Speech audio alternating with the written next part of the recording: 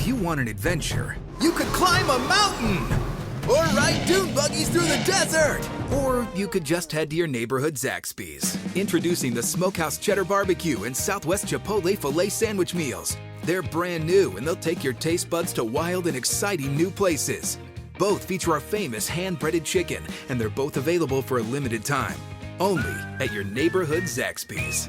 And don't miss Jumanji: The Next Level, only in theaters. From Tally to Cali. It's time to wake up. Wake up, wake up, wake up, wake up. Warchant.com is your ultimate Seminole sports source. And this is Wake Up Warchant, presented by Zaxby's. Now here's Warchant.com's Aslan Hajavandi and Corey Clark.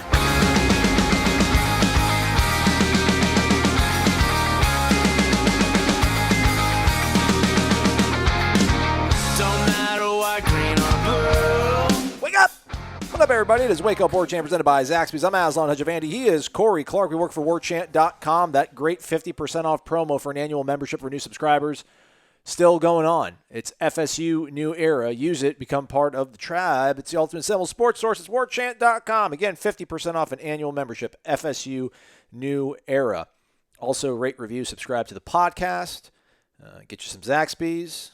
Get your jaw fix. Get your grill fix. Go visit Dr. Heather Birch. We probably need to sit down and record a new promo for her. Everyone probably gets sick and tired of hearing that same one that we run. But hey, I mean, it's a smile journey. Got to be prepared for it. Right. She'll get you on the right path.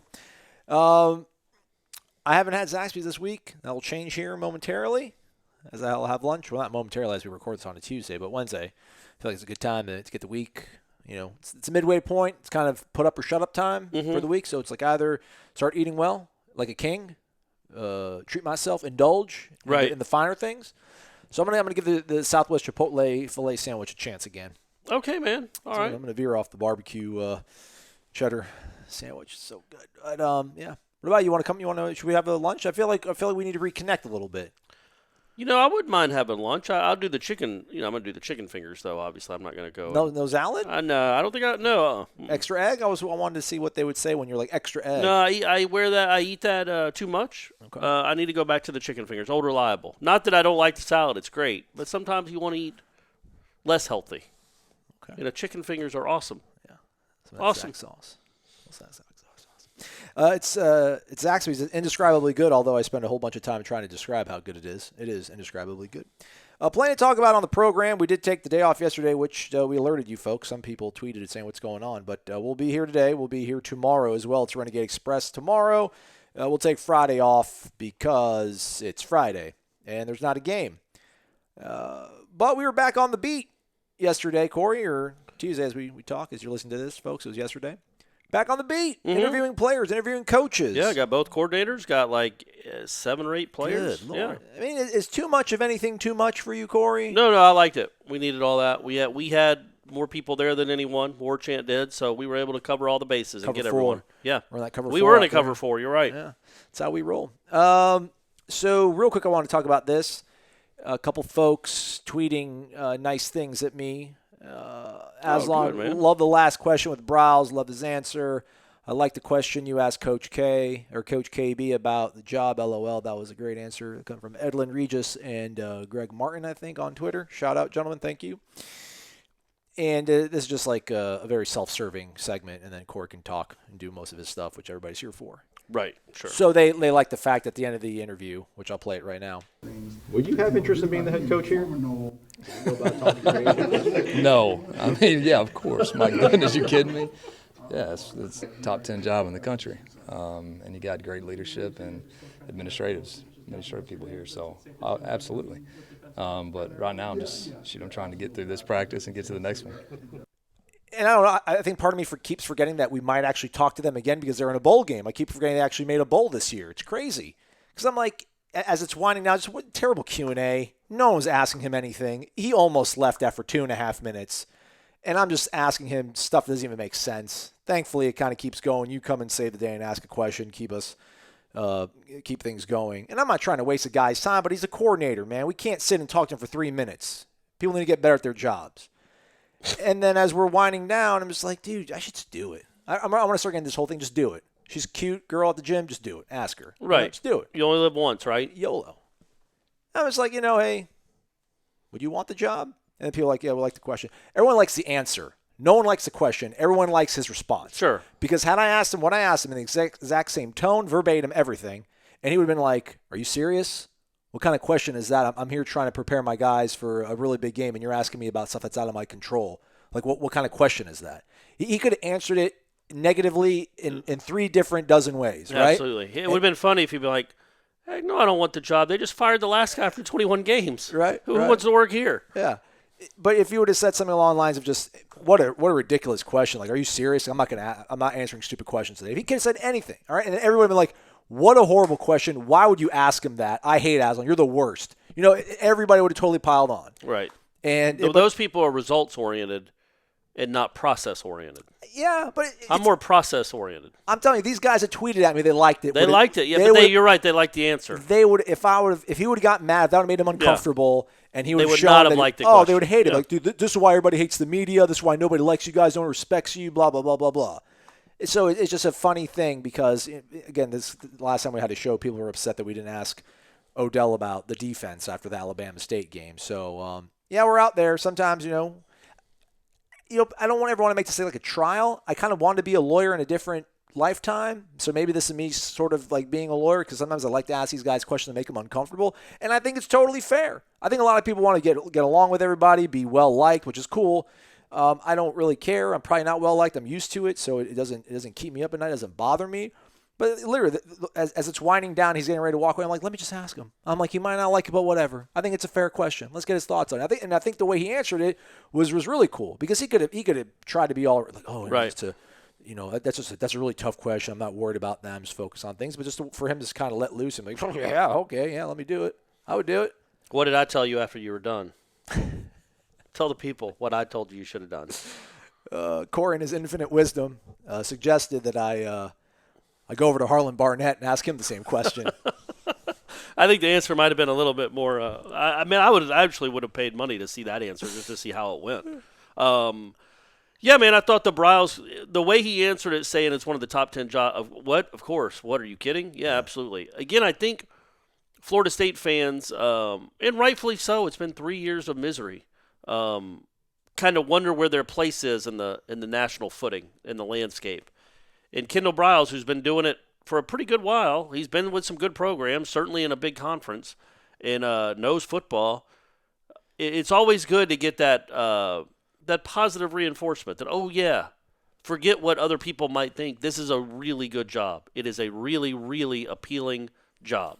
It is a top 10, and I agree with that. It's a top 10 job in America. Absolutely. And he's here, and he's seen it. Yeah, yeah. So for him to kind of confirm that, I think is also kind of adds a little bit of more force to it, right? Because he's here. He's seen it. He's right.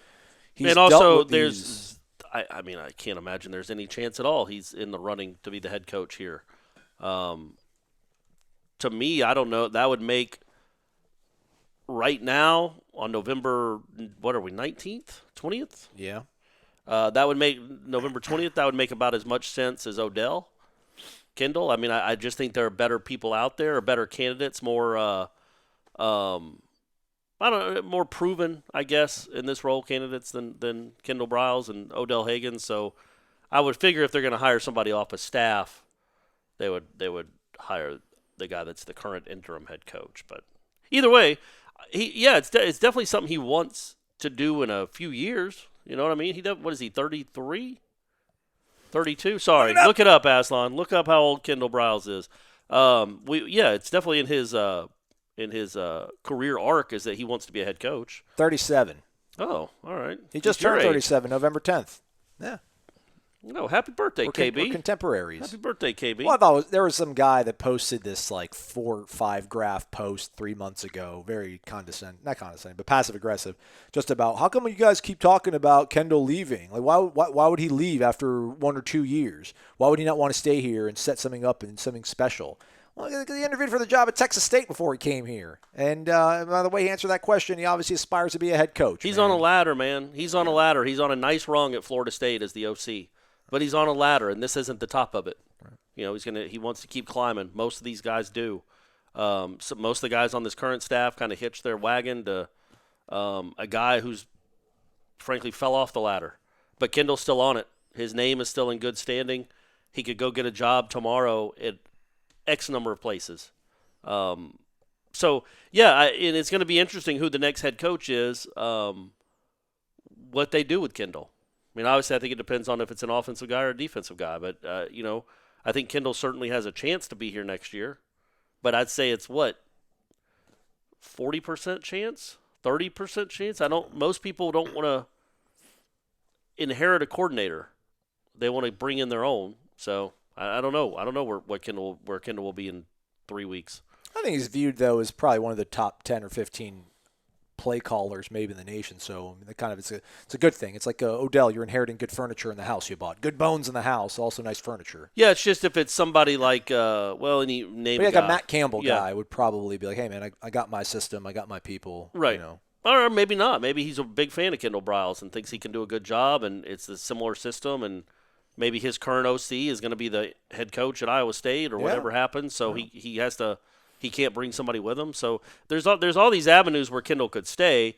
I would just think at best it's probably 40%. I think, but it's not 2%. I mean, there's a decent chance he stays, just not as the head coach.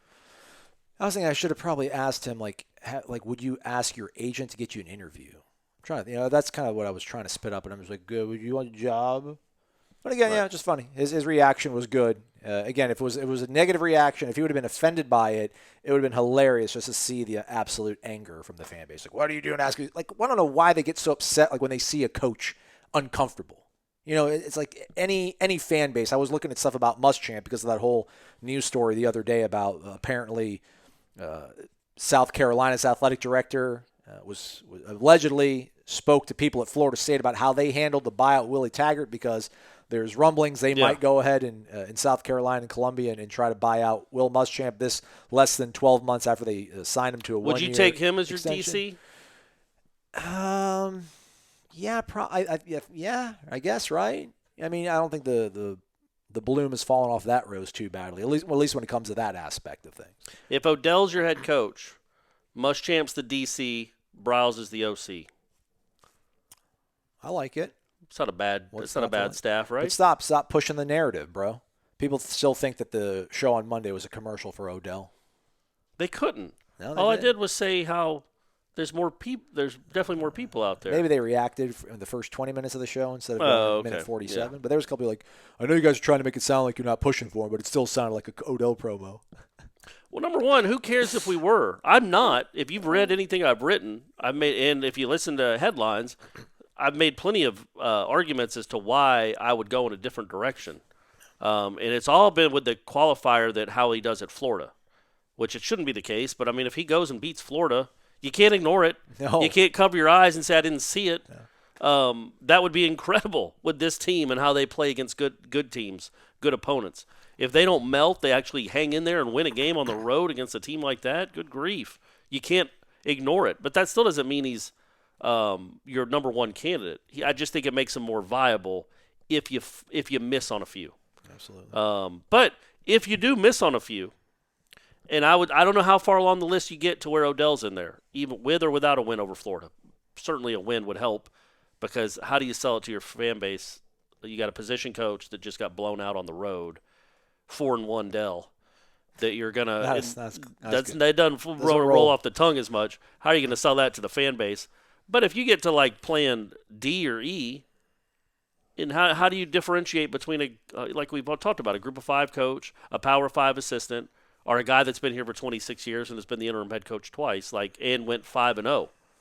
How do you differentiate who's better in the long term? It's all guesswork. Well, those folks still think I should say without a doubt. There's a couple guys that are very strong. Just Mark Stoops is head and shoulders better than Odell. Like, how could we hesitate on that one? Because there was a little bit of, I don't know. They're like, how could you be there? I mean, Mark Stoops is obviously a better candidate than Odell Haggins. Yeah, I don't buy it, but that's how these people. I should say these people. The certain corners of the fan base that have this weird sort of panic. It's just not. If we hire him, this means that everything is over with. Yeah, it means Florida State blew it. They had a chance, and they made a bad hire, and they're hiring a position coach with no experience, and they got caught up in the emotion. There's one thing that I think is definite. I don't think they're going to get caught up in the emotion, even with the win over Florida. I don't think Coburn and Thrasher, they know how important this hire is. They can't just sit back and be like, you know what? The players like him. He did just beat Florida. He's at the top of our list. We're going to him. And if he says no, then we'll go to Matt Campbell. That's not how it's going to work. I think no matter what happens, I hate to use the term fallback, but he's an option if a few other ones don't pan out. Absolutely. And again, that's just if others don't pan out. But I don't think that Florida State is just going to say – they're not going to get overwhelmed with how they've played in the short term, because this is a long-term decision. They don't want to be paying anybody out after 2 years again. They want this to be a hire that they look back on in 10 years and say, man, what a great hire that was, as he's still here. And so when you're thinking from it from that angle, from that perspective, you can't get caught up in 3 games or 5 games. I'm just saying from the selling point of selling it to boosters, selling it to fans, selling it to recruits. Look, man, we don't know what the deal is. We never thought of this man as a head coach, truthfully. He was great in 2017 for 1 game in the regular season. Then he literally coached 1 game, and then Willie Taggart was the head coach 3 days later. Now, Odell still took over the bowl game, handled the bowl game, but it was Willie's program. It was Odell's program for 4 days. This time around, it's for 4 weeks, at least. And he's made changes that I think have been needed, and they're noticeable. And there's no more David Kelly around. So he's made changes within the program in these 4 weeks as if he's trying to put his stamp on the program. But even still, it's just 4 weeks. Even if he goes 3-0, it makes him more viable, of course. But it doesn't make him a shoe-in. It doesn't make him a guarantee. I still don't think Thrasher and Coburn would get caught up in the emotion of a big win on the road to say, you know what, let's do it. Let's give the guy a chance. Man. If they hire him, it's because they think he's the best guy for the job, not because he's the best guy for whatever that would be, December 1st, 2019. They want the guy that's the best for December 1st, 2023. And is that Odell Haggins? That's what they have to ask themselves. I don't think they're going to get caught up in that. I just don't. I think they're going to get caught up in if it's between a guy that's built a program at another school, a successful one, I think that's who they go after. I think they go after more of the guy that's proven it. How crazy is the timing, kind of, when you think about it, in terms of him being interviewed, like on a Sunday he's got this whole week of nothingness, of a bye week, and then they got the whole Florida week. Just in terms of, I wonder, like, his psyche, because he should be focused 110% on trying to beat Florida, and I'm sure he is. But like, to interview on a Sunday when you know that, like, you got 2 weeks until you're going to play games where you give another data point to these people that are going to be making a decision. But at the same time, this is obviously an ongoing process. So it'd be weird, I guess, to wait until after the Florida absolutely. game. Why would you do that? Him? Because I think my view of it is, as soon as that Florida game's over, that's a Saturday night, November 30th. Are there 30 days in November or 31? 30. Look it up, Aslan. There's 30. How do you know that so quickly? When you put your knuckles together, the peaks, January, February, March, April. So the peaks have 31 days, and then the valleys have 30 less. So January's got 31, dip February. March has got 31, dip April. May's got 31, dip June. July, August has got 31, September. Oh, so the ones where they're up is 30. No, the ones your knuckle pointing up. What the tip? Higher point, more days. 31 days, less days. Okay. More days, less days. Well, that's really dumb. But cool. You weren't looking at your fist, though, when you did it. You weren't looking at I know. Well, that's another way to do it, is just memorize it. Yeah. Okay. Well, either way. Also, I think my ex-girlfriend's birthday was on November 30th. Okay, well, yeah. Just ran that up. It definitely wasn't on November 31st, is what you're saying. Yeah. So, December 1st, the Florida State plane will be flying somewhere to interview people. Yeah. There's no way it's not. So, why would you waste that day interviewing a guy that's literally 100 feet away? Yeah. You could get that interview out of the way, and I don't mean to, like, get it out of the way and just throw it into the trash can. Get that done, get that out of the way. And it might have even been a preliminary interview. Come on, you really want this? Like, what do you really know? What's your vision, man? Okay. Let us know. And they might have said, well, here's what we're thinking. We've got other people that, I don't know how truthful they are back and forth with this, but I do think, and I wrote about it on Warchant, this is normal, this waiting period. Mm-hmm. And I do think that, I think it could be as early as December 2nd, December 1st. I think it could be 2 or 3 days after the Florida game is when they hire a new coach. Now, if Odell goes and beats Florida 31-6, I don't think the plane still doesn't take off on Sunday. But I do think that he's at least edged himself into where they have to think about it. But I still think they're meeting other people. And I think they're probably they have one guy in mind when they leave on Sunday to go over wherever they're going. And if the interview goes well, because they've done all their due diligence, they've had a month. So, like, say, just for instance, let's say it's Matt Rule that they really like. Well, they've talked to people at Temple behind the scenes. They've talked to people at Baylor. They've probably talked to coaches that have coached against them. They've gotten all their intel on him as a person. They've done the deep dive on his background. And now they just go and meet. And if he's their number one choice, they go and meet him. They have the interview. I assume if everything goes well in that hour and they like his presentation, they give him the formal offer. But they can't. They also have to be like, okay, we're not waiting 6 days for this. You're our number one offer. We're with you. You've known this day was coming. I know we haven't talked, but we've talked to your representative, so you know we're interested. So you've been thinking about Florida State.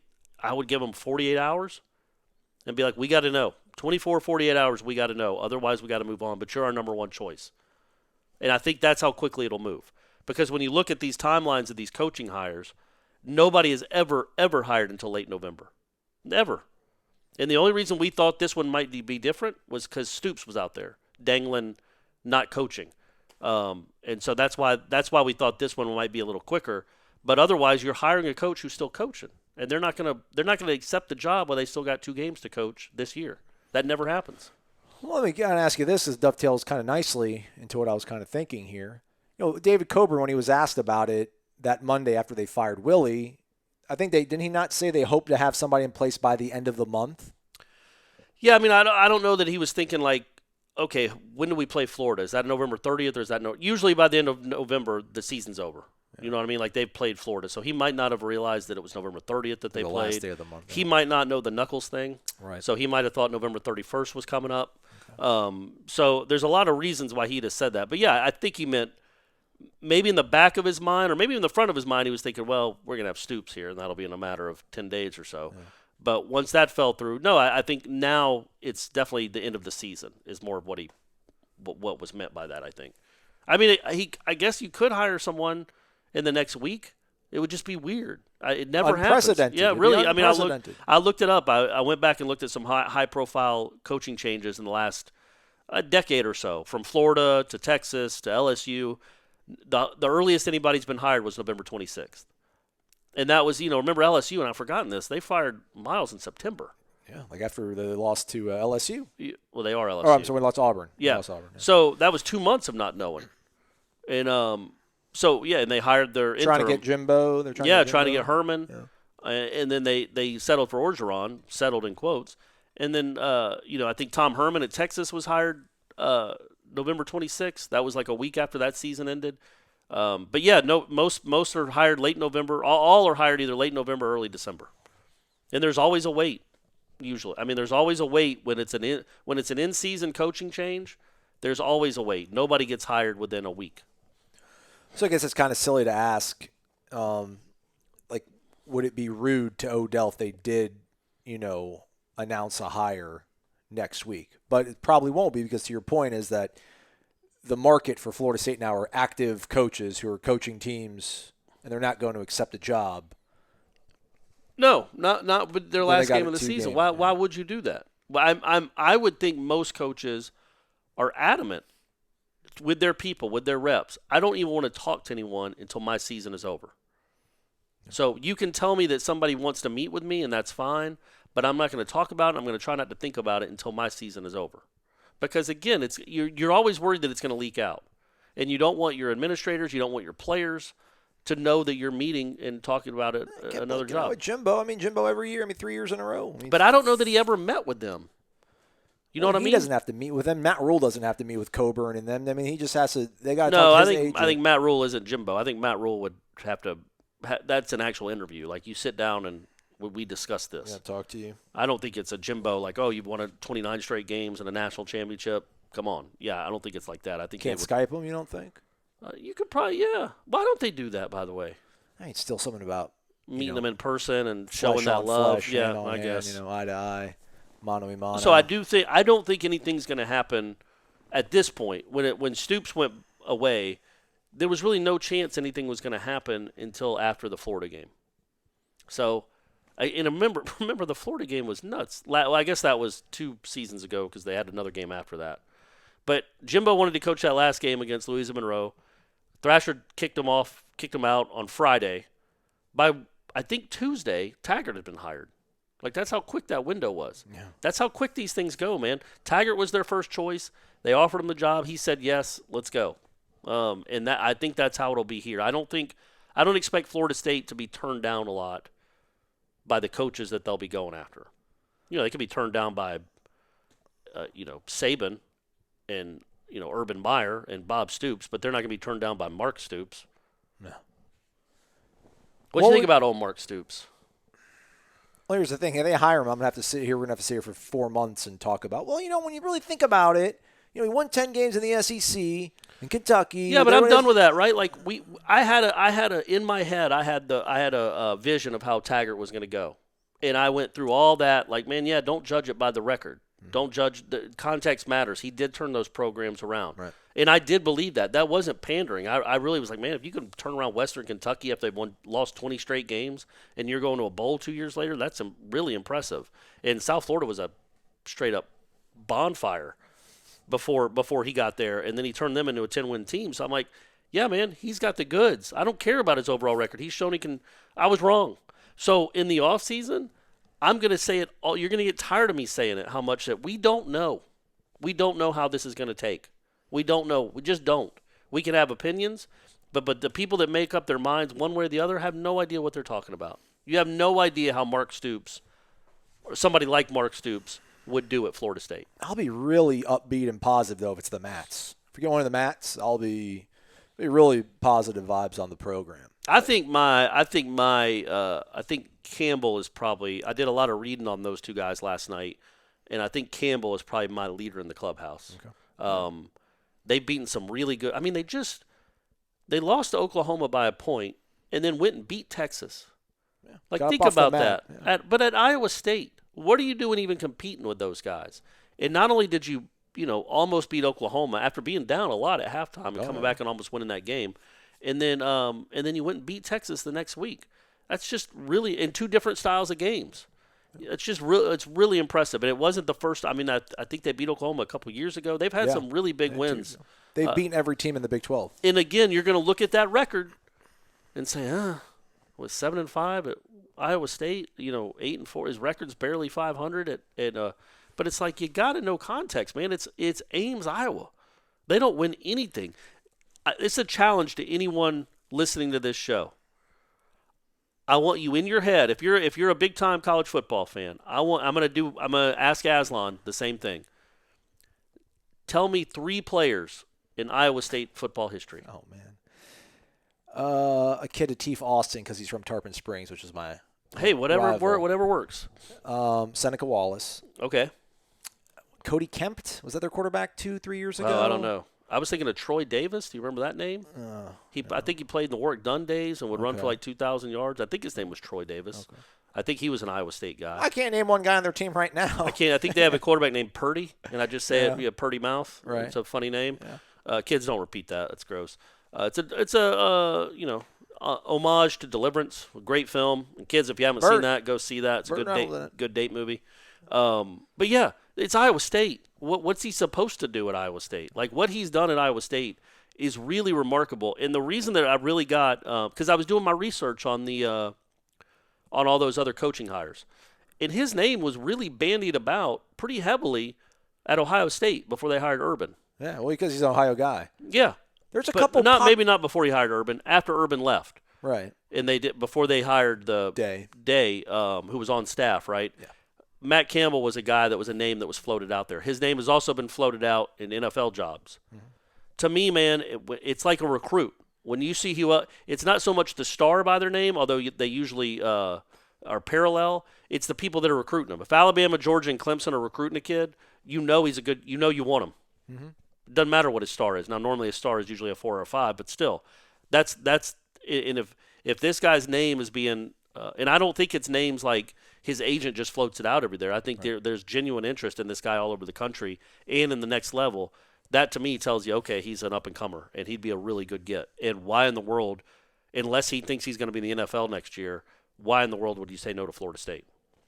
Golly, I'm all stoked about that. Yeah, there's certain pockets. But Rule too, right? Rule's done really well. Rule won, like you said, won 10 games at Clemson.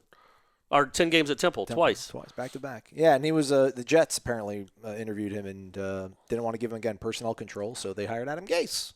Well, good job, Johnson family. Put some, hopefully they got the no tears shampoo for that family after losing that one that bad. There was something else I want to ask you about. I can't believe this is for free. We just give this away. I know. With gyms like that. It is absolutely crazy. I want to ask you something else about the head coaching, but I forget what it is. Let's take a break. We'll be right back. It's Wake Up Warchant, presented by Zaxby's.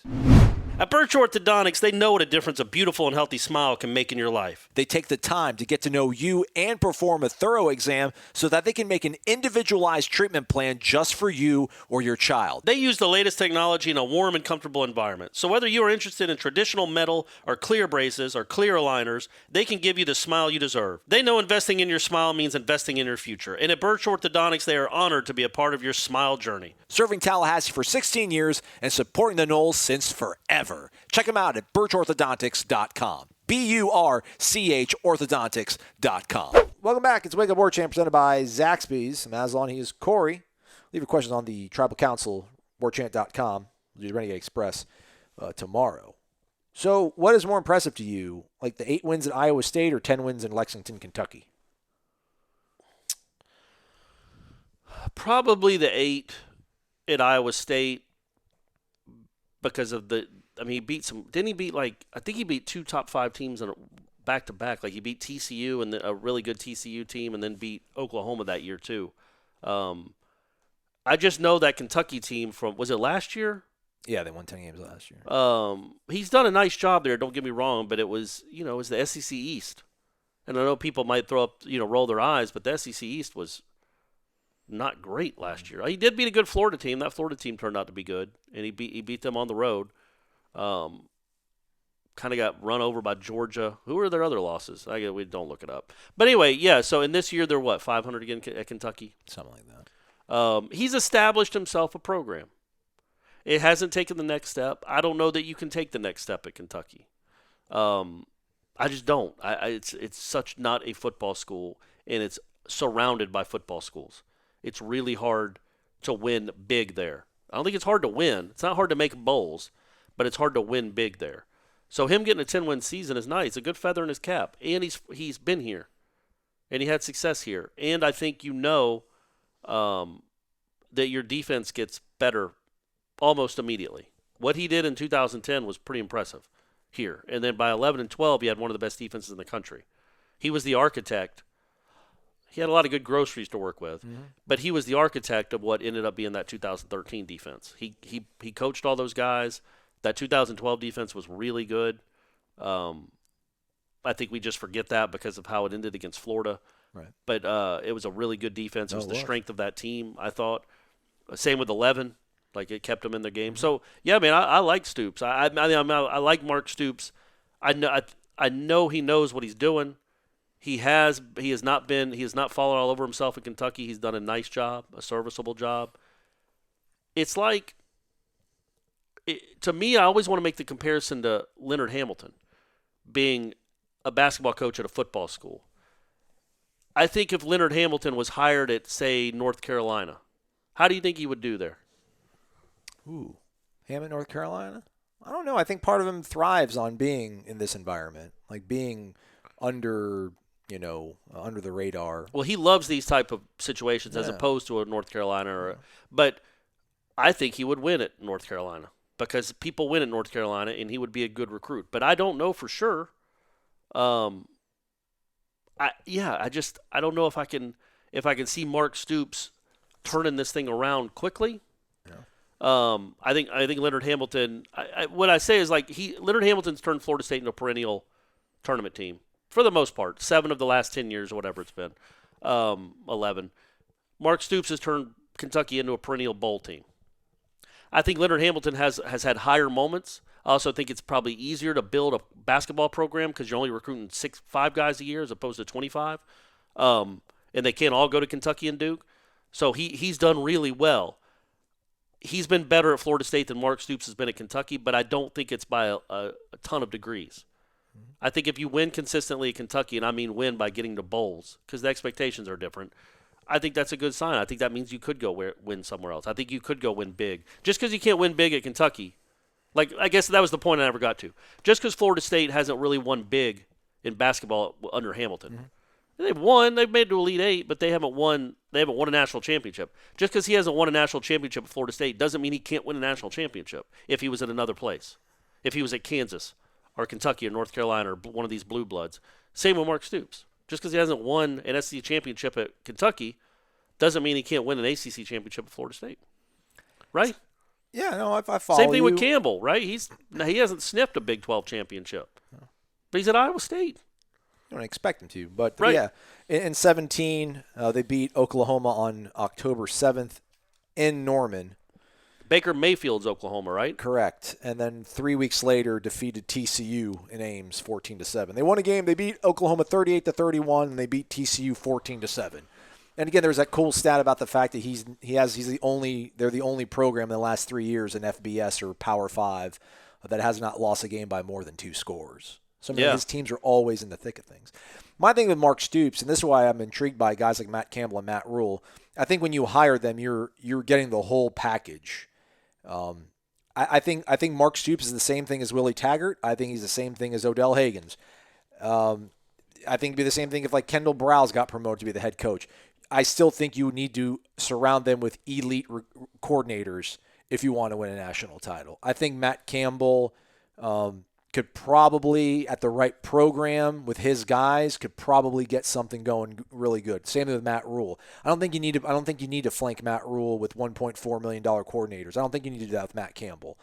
Maybe on one side of the ball, offense for Baylor, or with Matt Rule, defense with Matt Campbell. Although Matt Campbell played defense, but he's like the offensive mind, which is kind of interesting how that works out. But I think like with Odell, you need a really good you need like a Levitt and a Briles, or you would need a Muschamp and a Briles. I think if you get Mark Stoops, like you can't bring Eddie Grant, I don't think. No offense to Eddie Grant. Great coordinator.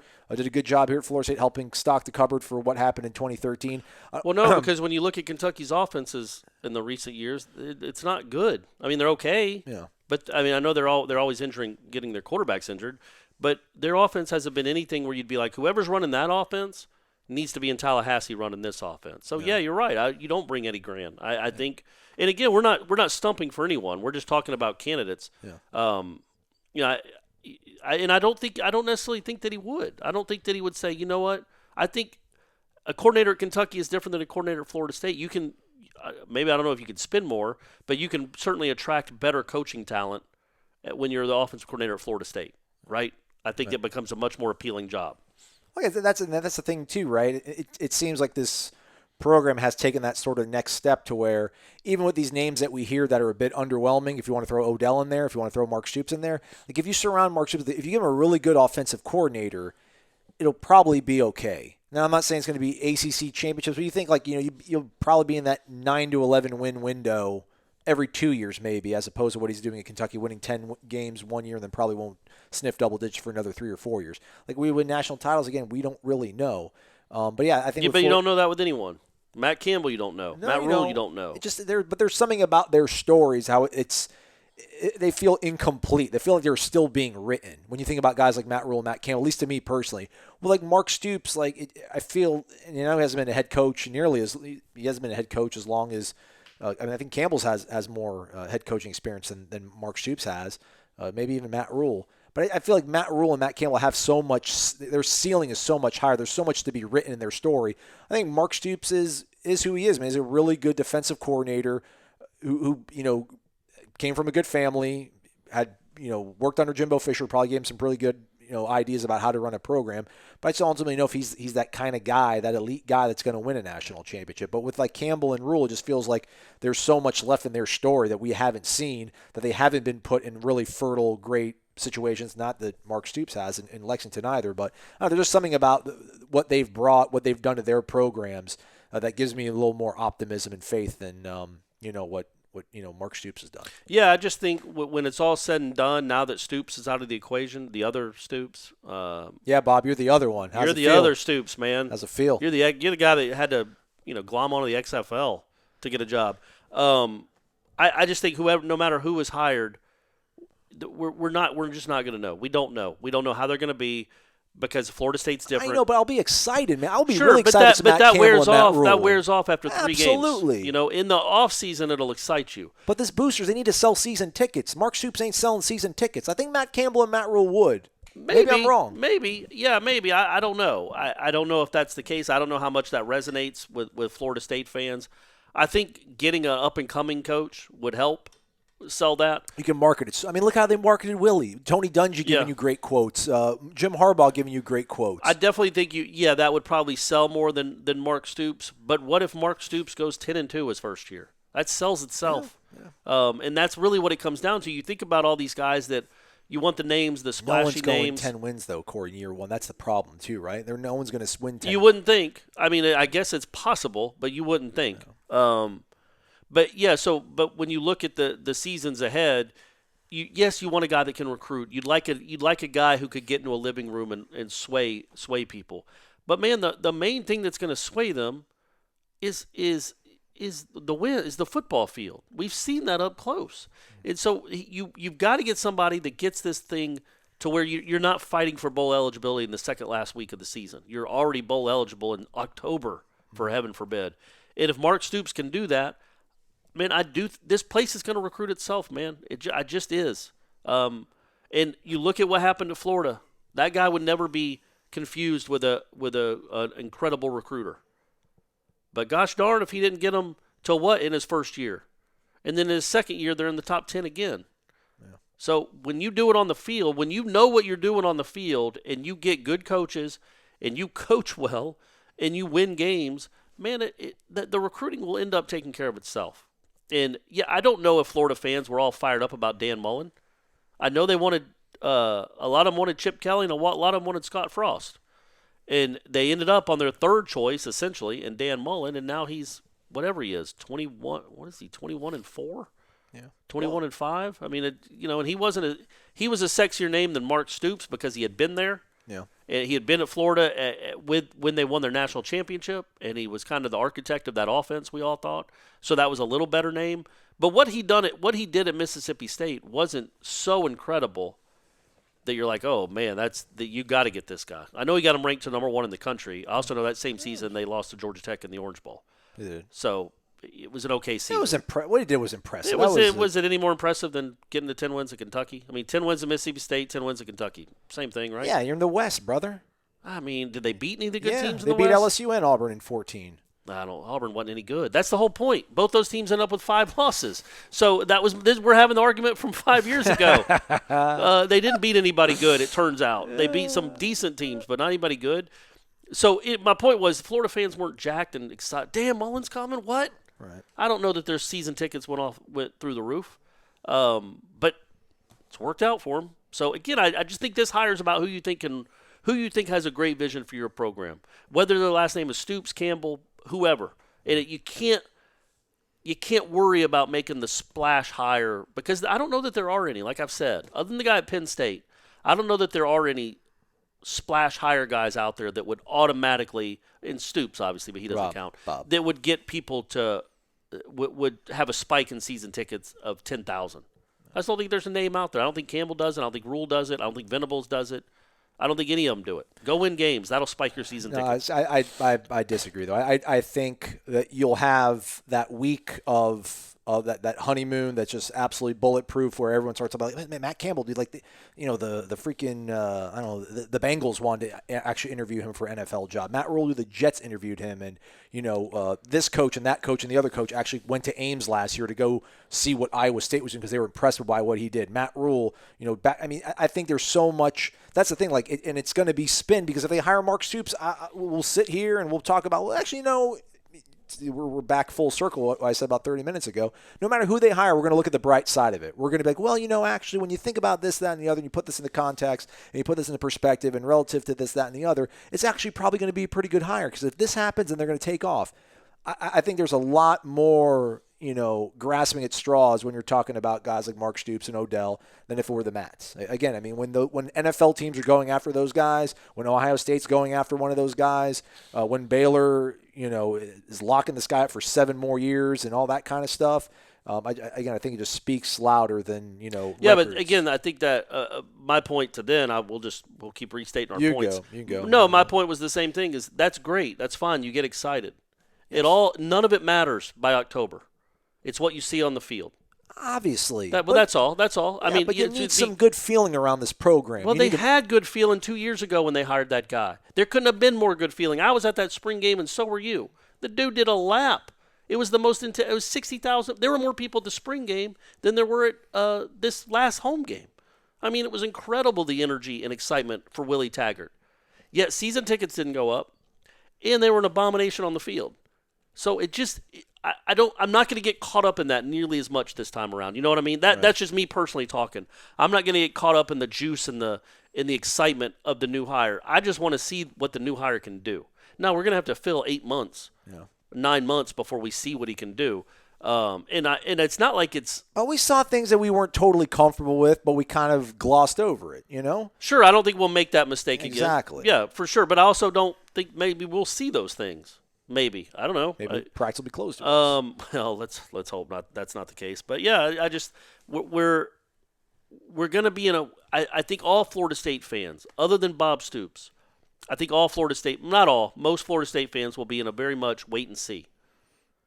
Go buy season tickets. If it's the team you love and you like watching Florida State games, go buy season tickets. I'm not telling you not to buy season tickets. Go do it. But I don't think anybody's going to be all in no matter who they hire, because you're still hiring a guy from Iowa State or a guy from Baylor. We both think they could do really well here. Yeah. We don't know, but we think they could do really well here. But it's still Iowa State and Baylor or an assistant from somewhere else. There's just no guarantee, and nobody's really going to care how excited they are about the hire until September. It's going to reset, man. It resets. You wait and see year 2 of Taggart. You don't wait and see year 1 of Matt Rule or Matt Campbell. I think you're all in if you're a fan. I think you're like, this is going to be really good. I like everything about this way this lines up.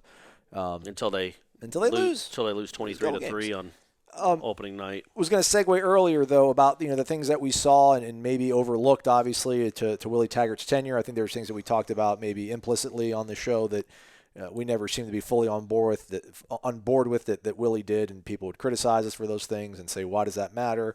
One of the things I was totally wrong about was just, I like David Kelly. I thought David Kelly as wide receivers coach. I'm like, who cares? Who cares about receiver? I mean, what do you need to do as a receivers coach, right? Just catch the ball, man. It's coming to you, catch it. Sure.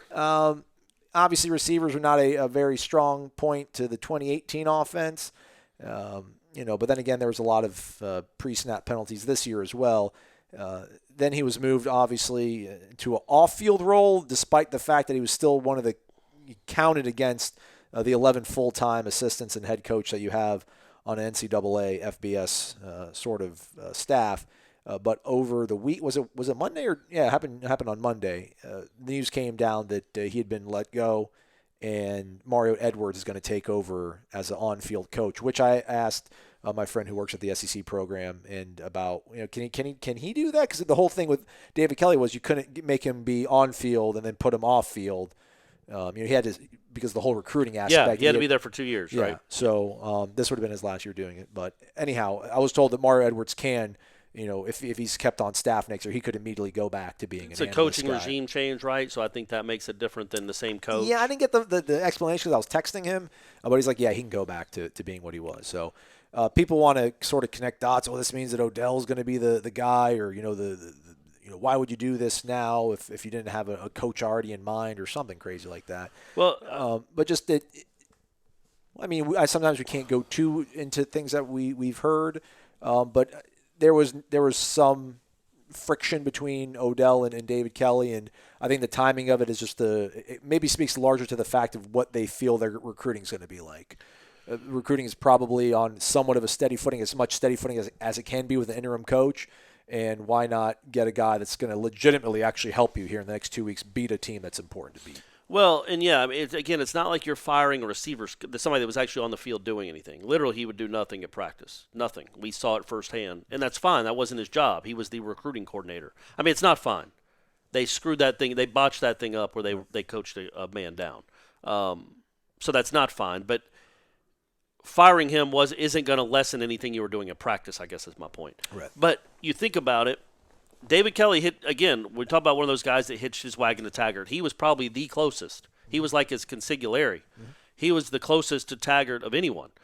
And he had been with him, I think, on all the stops.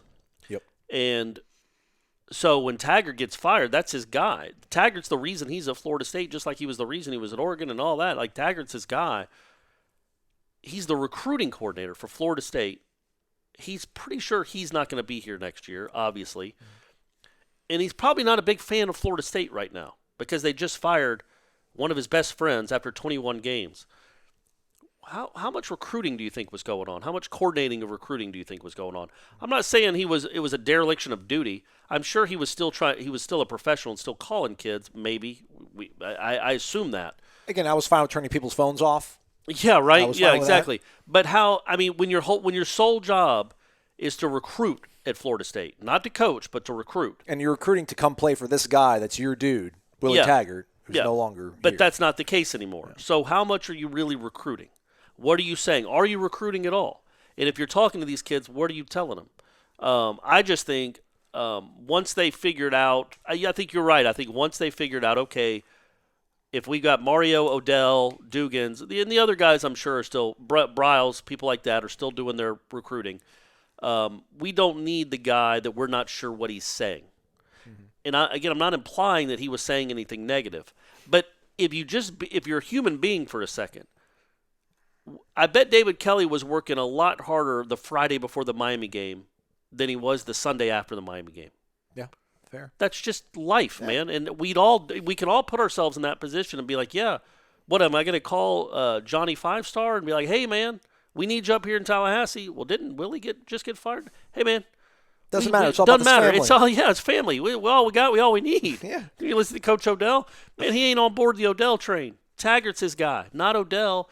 So it just makes perfect sense. And you got 2 weeks now. You got a week off, and then you got the Florida game. So really, Mario's coaching for a week essentially, or one game. I mean, so it's not a huge move, and it's helping the defense, which needs as much help as it can get. Sure, but it's also just a move that makes sense. Yeah. It's just a move that makes sense. I think it's two birds, one stone. I think it helps your team, and Odell and him did not get along, and I think it's like, hey, man, I was a good soldier. I laughed at your jokes and all that kind of stuff, but you know what, man, I'm the boss. Look at me. I'm the captain now. Yeah, I'm the captain of David Kelly. I doubt Odell. You think Odell's seen that movie? You think Odell watches movies, like goes to the theater? We should ask what his favorite movie is, and if he says maybe it's just original Bad Boys. All right, we'll keep you around. Yeah. If it's the original Bad Boys. So that was the only real news of this week was that Kelly got terminated, which we all kind of thought was coming, right? Like he was the Willie guy that had no on-field responsibilities. There's other Willie guys out there, but you still got a season, you got to coach. Yeah. So and they still want paychecks, obviously, and I think they're going to coach their guys through. Kelly didn't have a segment to coach. Yeah. You're not losing anything in the practice field. You're not losing anything in the film room. You're not really losing anything on the recruiting trail, I wouldn't imagine at this point. Noles playing Chattanooga tonight, right? Yep. The 26th ranked. I think they're the highest of the receiving votes. Oh, really? Yeah. All right, good. Cool. That'd be cool for ranked again. So they got Chattanooga, 6:30 tip. Okay. It's a little odd. I don't quite know what that is. Is there a bachelor finale or something? Like, why would they have a game at 6:30? It's an odd time, but it's gonna be a late night then, because Renegade Express usually goes long. We'll have to watch that game, cover the game, and then record. I feel like we'll do Renegade Express before. Yeah. Okay. Yeah, all right. It's just 6:30, but 6:30 tip. Noles. And also shout out to the softball team, get the number one class in the country. Yeah, do it, Lonnie. And do it to them. They had like 4 of the top 30 players in the country they signed from all over the country. And then FSU men's golf, number 4 class in the country. Okay. So Trey Jones getting it done too. Good things going on in Tallahassee. All right, we'll be back tomorrow with another program. It's Wake Up Warchant presented by Zaxby's. He's Corey Maslon. Thanks for listening. Have a great day.